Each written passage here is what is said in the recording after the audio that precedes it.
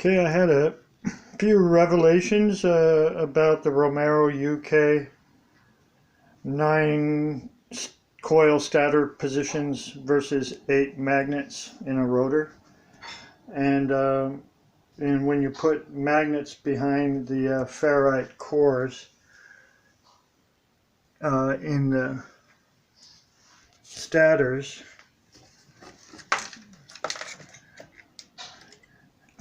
it would speed up while the coils are loaded. There's no Lenz's law, and it actually speeds up. And has a little bit to do with same Karl Heinz thing, because you got to be within a RPM window for it to work. It has to go so fast. But anyways, I was looking at David Bowling and his really cool Black Beauty motor generator. Look him up on YouTube. And the video you want to watch is Black Beauty Assembly 0. That's what you want to watch. He's got a lot of videos up. Anyways, what he has is like a motor generator. This is much smaller scale. His is much bigger. But he has 5 coils. And he has something called opposition magnets, which is very cool. And so, like, let's say this is a coil right here. All these are coils. They're actually little magnets. But now right over here, between here, exactly 180 off, he puts a magnet in the stator that reacts to the rotor magnets. He has 22 rotor magnets in his latest one. And basically, this magnet that reacts to the rotor magnets, you make it so it cancels out the cogging. He calls it an opposition magnet.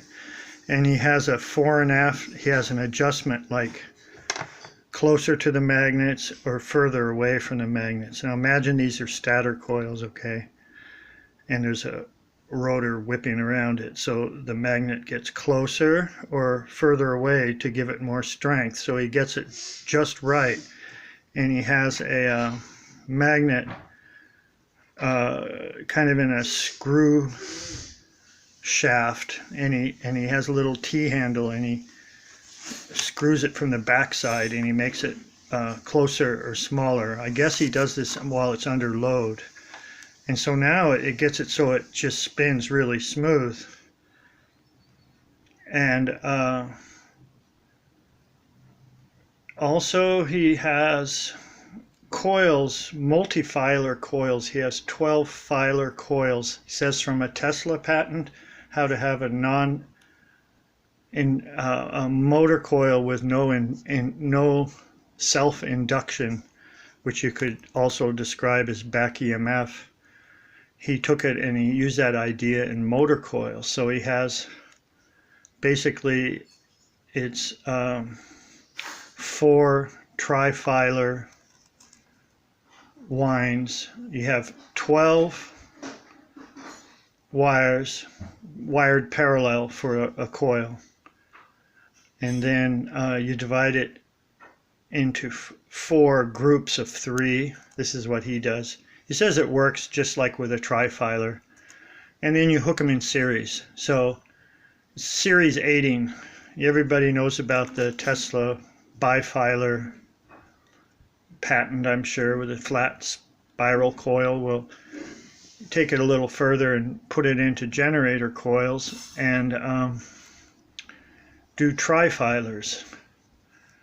And probably quad filers, sept filers, 6, but basically wind parallel, connect the wires series 8ing. He has 12 23 gauge wires, and you should watch his video. I'm going to link his video here. So anyways, So that's supposed to give no lens effect. At a certain RPM above 2800, he shows some tests. It doesn't, you load it and it doesn't affect the RPM. So, so that's pretty good. So he has a total of 10 coils, 5 on each side. Now, this had me thinking about the Romero UK. This thing about his opposition magnet that makes it spin really free. That's right in between the two opposites. So, with a Romero UK, you have 8 magnets in the rotor. Here's my rotor. And you have 9 coil positions. 9 coil positions. You see those 2 empty, those are where the drive coils go in my Muller UK. So I made a quick drawing here. And here's the magnets of a Romero UK Muller generator variant. And he has them all north. And there's 8, and that spins around. So here's my rotor, just like that. And these black, these represent the coils, 9 of them. And I put numbers on each coil. Okay. So, as you would guess, so it never really lines up, so it spins really smooth. If it was 8 coils with cores against 8 magnets, it would kind of latch up every time they're like all at top dead center. It would be hard to spin. But so this is what Bill Moeller would always say: go, like let's say you have 8 magnets, well, so have 1 more or 1 less coil position. So so Romero did 9 versus 8. You could do 7 versus 8. So that's just kind of the general rule of thumb Bill Moeller would say to do.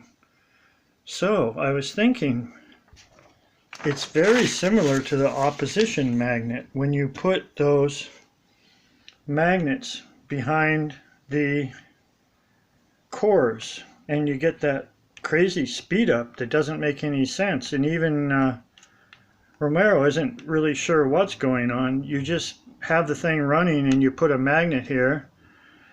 If it doesn't work, flip the polarity around and you get the thing to speed up and have it loaded, the coils loaded.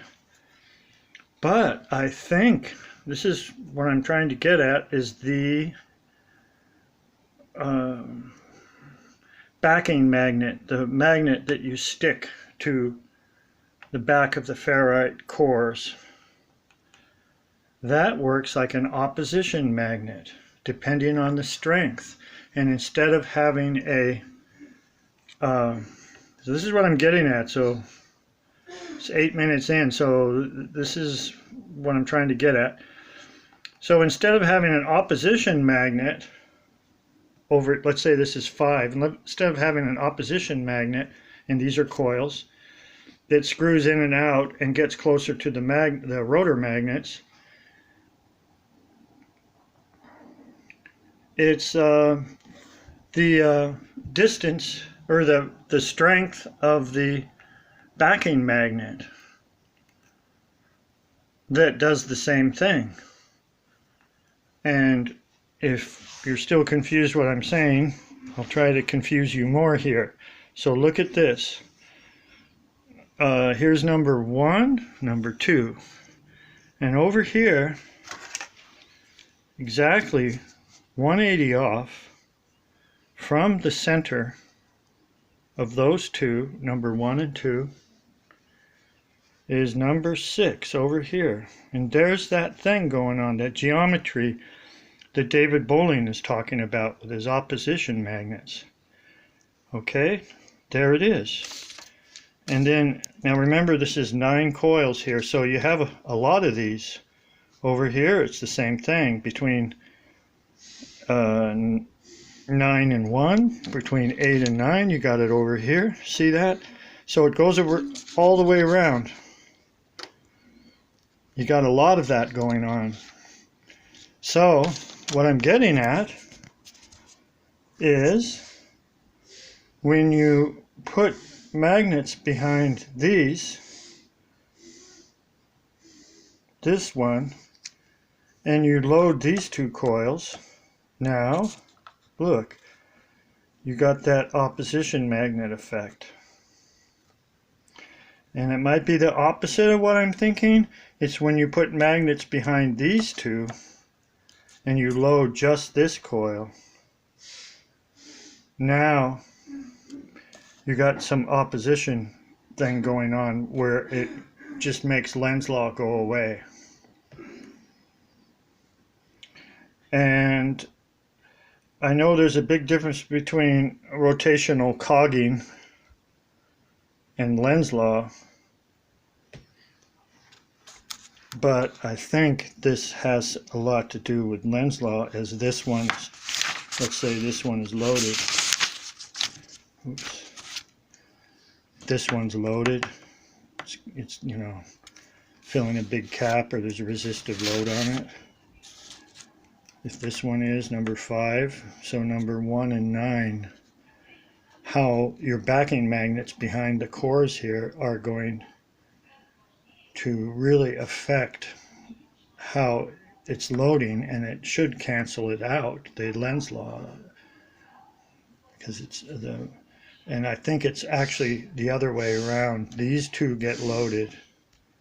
You load these 2 coils and it'll start slowing down, and you put a magnet here and it speeds up, and you get rid of lens law. If it doesn't work, flip the magnet polarity around. If it doesn't work, put a stronger magnet here. So you have the opposite magnet doing the same as as David Bolling's opposition magnets. You have the backing magnet on the ferrite core doing the same thing. That might be the whole secret behind the Romero UK thing, with the backing magnets behind the ferrite cores. And maybe it'll make sense, thinking of it like this. So I hope everyone understands what I'm saying. Everyone should watch David Bolling's latest video he uploaded, and I'll leave a link. And also on this thing I've been working on, I tried and tried. I'm trying to get it to be in the air. I added 3 magnets on each end. I'm trying to have it float in the air on magnetic bearings like this, horizontal, but I've changed my plan, and I'm going to have it like this. It's going to float in air from the bottom. And I'm building the frame. I haven't got it finished yet. So I guess that's the end of this video. Thanks for watching, and I'll talk to you later. Thanks, bye.